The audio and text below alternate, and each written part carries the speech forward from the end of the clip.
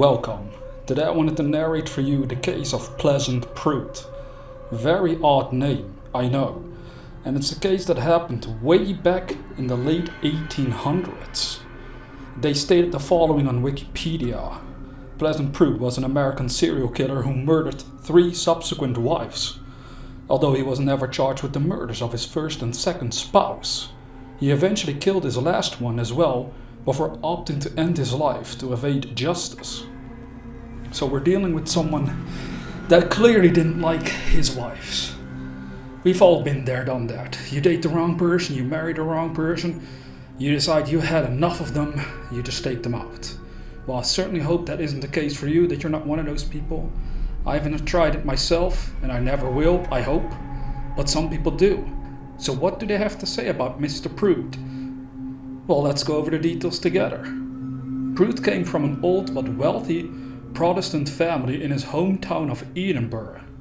Described by many as a man with higher than average intelligence, he was considered a respectable member of society.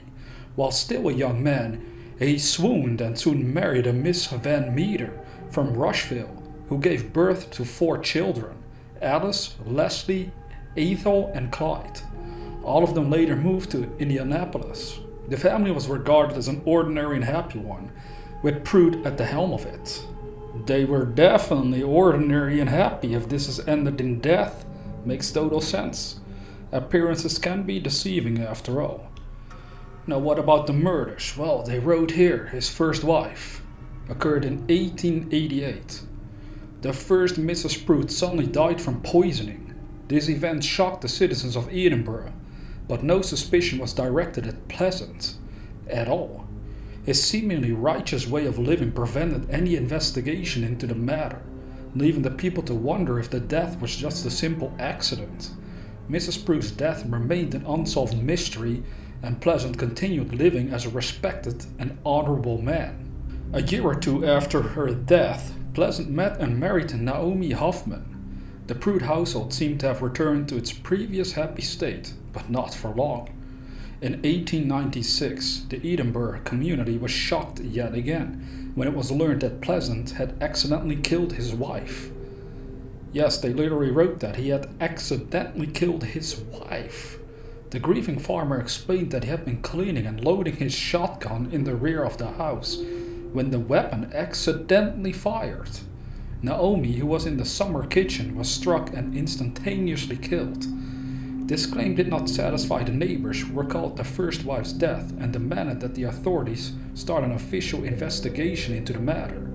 Pruitt was arrested, but since there was no clear motive and the fact that the couple lived happily together, the jury considered that the 2 deaths were mere strange coincidences. Pleasant was let go, but the trial had cost him much of his wealth. He began to travel extensively, eventually meeting his soon-to-be 3rd wife, Winnie Berry, in Iowa City. The couple stayed there for some years before moving to Indianapolis and settling on East Ohio Street, along with Winnie's 14-year-old son from a previous marriage, Jesse. Eventually, Pleasant was left without money, so his wife suggested that they turn their home into a boarding house. The business was going well, but Pruitt, who barely worked, began growing more and more melancholic.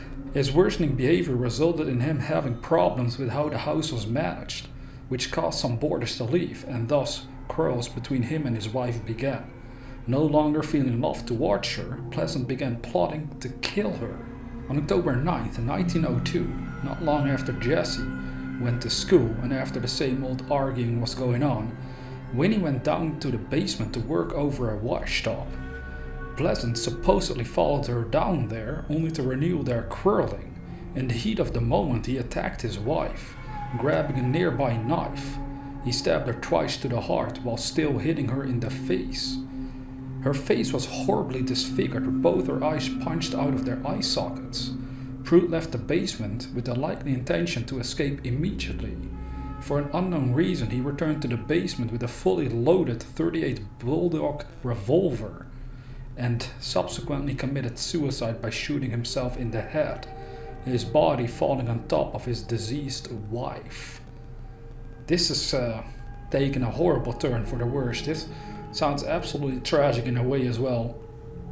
But then again, this guy clearly was mentally insane. Let's be honest about that. But the way that this woman died, I mean, it's ridiculous. Now, what about the discovery and aftermath? They wrote the following. At around 4:30 in the afternoon, Jesse Barry returned from school. When he entered the house, he shouted down the hall to notify his mom that he had returned, but with no response. Puzzled, he went upstairs to continue his search, where one of the roomers, Nicholas Yeager, told him that his mother had been in the basement since the early morning, washing clothes. Jesse then went down to the cellar, yelling out for his mother one last time before entering. Receiving no response yet again, he went down the stairs into the dark basement. After only making a few steps, he stumbled into the feet of his stepfather, and when he struck a match, he saw that his face was all bloodied. Terrified, he ran up the stairs and out of the house to the police station. He came across policemen Morgan and Simon, who bicycled to the house under Jesse's guidance. When Morgan entered the cellar and struck a match, he instantly realized that it was the case of a murder-suicide. He then returned to the young boy, telling him that a serious accident had occurred, only for the young Jesse to tell him that he knew this was coming and prayed that they were peaceful in heaven now. The house was quickly investigated and the rumors questioned, with the police unveiling that the Pruitt's constant arguing was the likely motive behind the crime. A few weeks after the whole story, a lawsuit was filed by Frank McRae, administrator of Winnie's estate, versus Otto C. George, administrator of Pleasant's estate.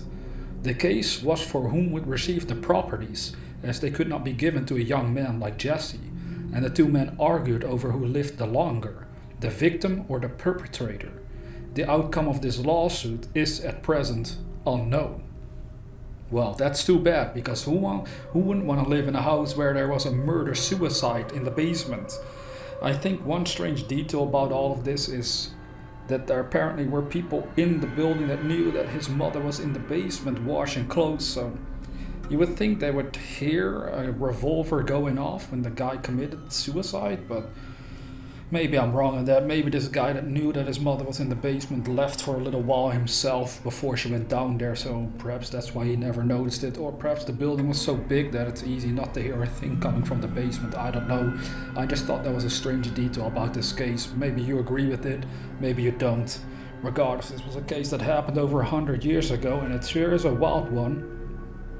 But I figured it would be interesting to narrate and share on Creepy News. Because hey, I gotta get back into this channel as well. Although I do have some updates for the ones that are listening to this latest video, is that I might change things around a little bit concerning the cases that I actually share, where some of them, if they are too grotesque, I won't share them just to be on the safe side with the YouTube. I really contemplate this a lot over the last months, and I think this could work at least a bit better in my favor if I share old cases, so they're not about recent tragedies all the time. Regardless, if you've never heard of this case, I hope you'll now look twice to your partner that you married, because you never know what they're up to. This could happen to the best of us. So be safe and be careful. And as always, dear viewer, have sweet dreams.